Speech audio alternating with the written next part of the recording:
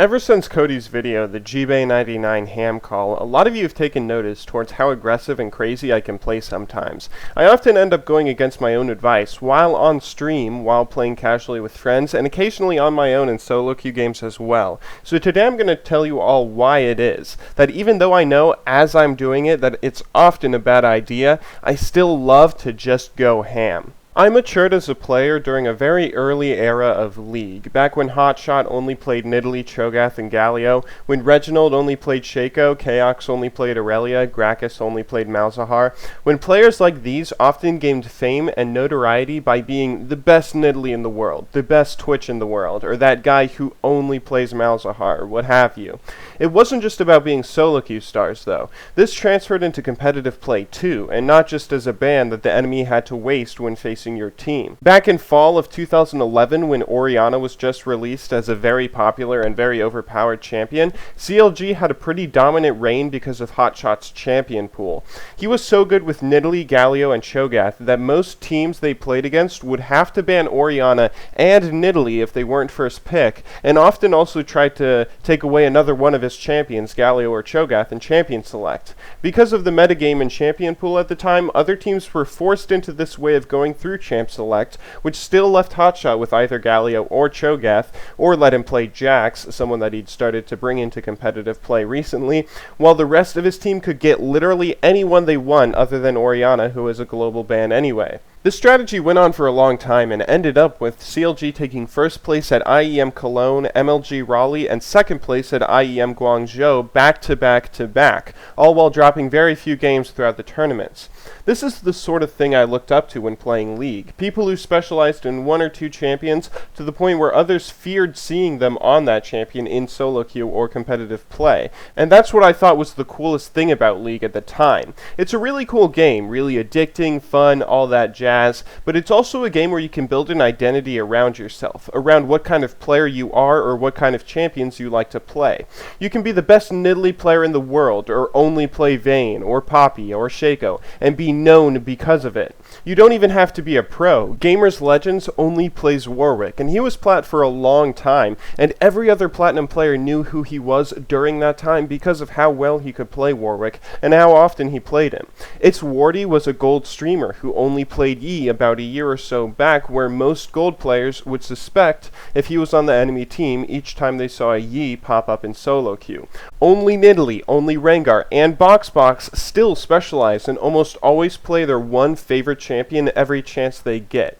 There's a ton of people like this out there who demonstrate time and time again why they're so good at what they do and who they're so good with. I grew up as a player when these were the kind of people most known in the community, where even if Epic Gamer lost a tournament, everyone would still be talking about how Dan Din brought out his Heimerdinger in competitive play.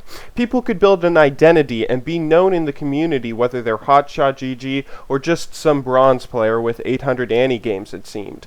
So I was always craving that sort of identity, the ability to be known, not just to be famous, but to be respected for something only I can do, or at least something only I'm willing to try. With so many people playing League right now, though, that individuality can't really come from being the only person who plays one specific champion anymore. The individual champions themselves are fairly basic when it comes to other games like Super Smash Bros. And Melee. In Melee or Project M, you can watch a Marth and tell whether it's Ken or Azant. You can see whether an Ice Climbers player is Wobbles or Chew just by their playstyle and how they choose to play the matchup.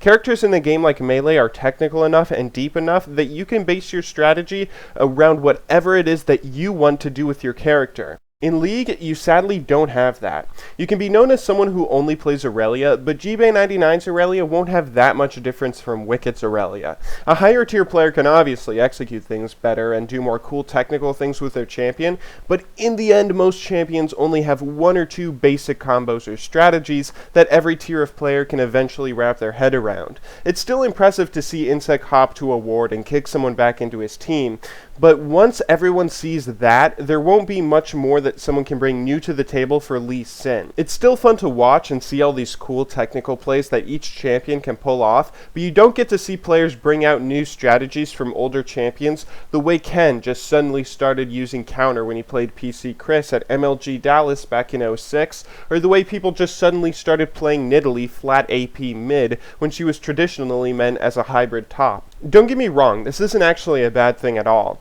You still get to see crazy plays come out from people like Faker, and it's almost more impressive witnessing crazy stuff like that, knowing just how far someone can take those 6 abilities that they're given. But it brings us back to the topic of all this, why Gbay99 goes so ham.